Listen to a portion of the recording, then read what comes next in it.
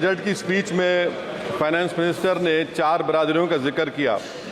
भारत की सबसे बड़ी अक़लियत मुसलमान है 17 करोड़। मैं हुकूमत से जानना चाहता हूं कि क्या 17 करोड़ मुसलमानों में गरीब नहीं है, नौजवान नहीं है, किसान नहीं है, ख़वातीन नहीं है?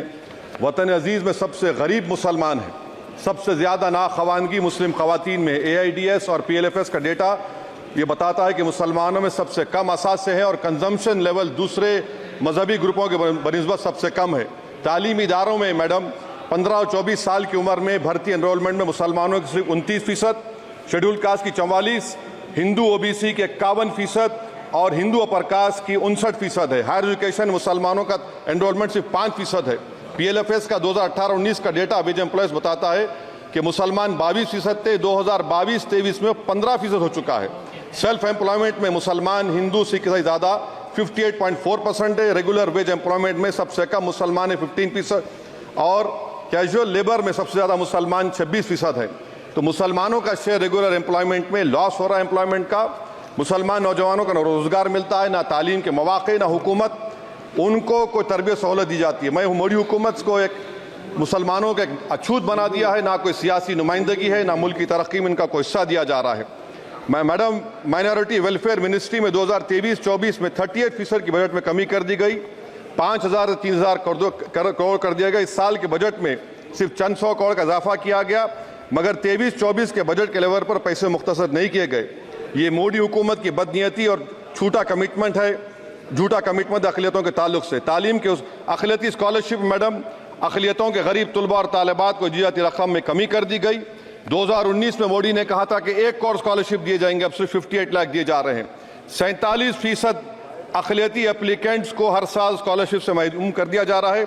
10 साल से मैं कह रहा हूं कि डिमांड ड्रिवन करो। डिमांड ड्रिवन के लिए सिर्फ 3,000 करोड़ की जरूरत है, मगर ये हुकूमत सच्चाई को और ईमानदारी से काम नहीं कर रही है। 2007 और 8 से माइनॉरिटी स्कॉलरशिप का नंबर इजाफा नहीं हुआ है।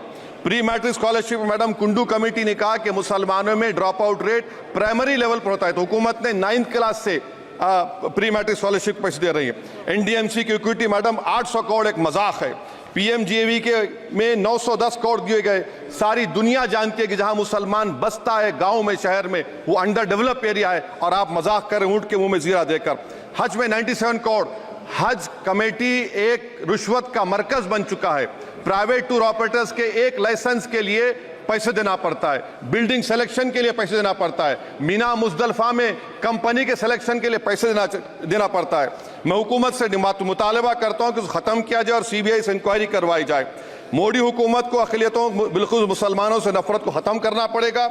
मुसलमानों को उनका दस्तूरी हक मिलना चाहिए। आप कैसे विकसित भारत बनाएंगे अगर 17 करोड़ मुसलमान नफरत करेंगे?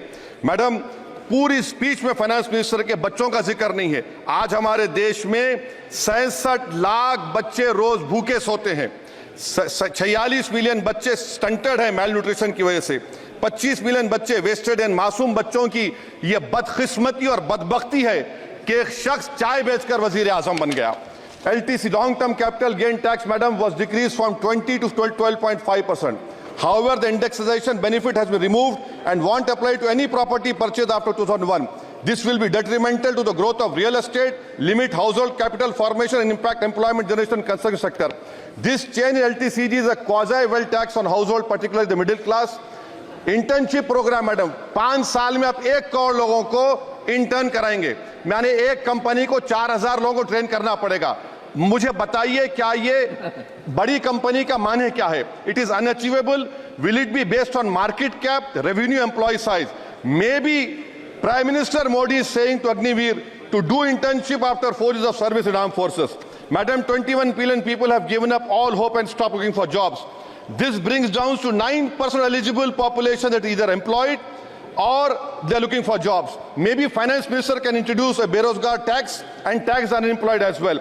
No significant increase for social welfare, healthcare. It looks like Prime Minister Modi is saying देश की मिडिल क्लास की संपत्ति पर पहला हक हमारे अलायंस का है. In real terms, when adjusted to inflation, the allocation of health ABPMJ has declined. Modi is saying he said heal in India during G20. The reality is India is hurting. Madam, this government wants to increase FDI from China. Is the Prime Minister not concerned that our armed forces cannot patrol 26 patrolling point out of 65 in Ladakh? Maybe the Prime Minister wants the Chinese monopoly Indian markets. Import from China have crossed 101 billion 2024. Prime Minister Modi says Khelo India, but in reality the budget has shown that Modi government policy is Jhelo India. गरीब, middle class, farming, city dwellers, men and women, सब मोदी को झेल रहे हैं. Madam, in the current financial year, in February 5th, 15,993 MSMEs have been closed. Total MSCs closed have 35,680.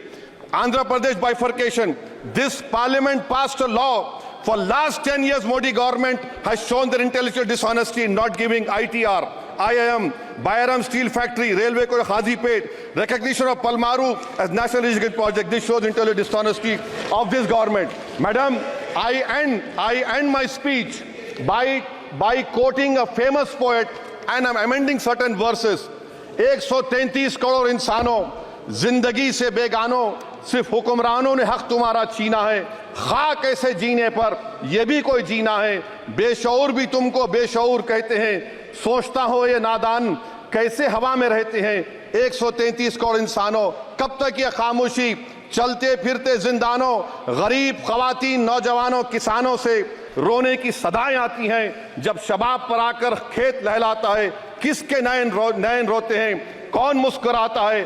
काश तुम भी समझो, काश तुम भी जानो किस कदर भयानक है जुल्म का ये ढब. देखो रख से आतिश व आहन देखते ही जाओगे, होश में ना आओगे.